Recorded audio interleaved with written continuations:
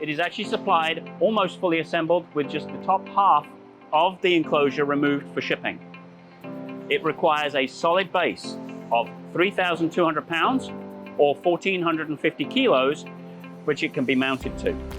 On that base, you require 4 mounting points, which are normally 3/4 10 grade 8 bolts protruding from the concrete base or from the steel slab that it mounts to. The machine will require leveling to within 0.03 of an inch per inch or 3 millimeters per meter using a precision machinist's level.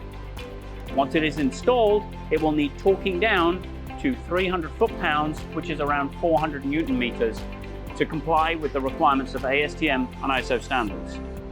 Once the machine has been installed and it is set in place, you will need power from either 110 or 220 volts, depending upon the configuration of the machine, and an air line to allow the machine to release to actually test samples.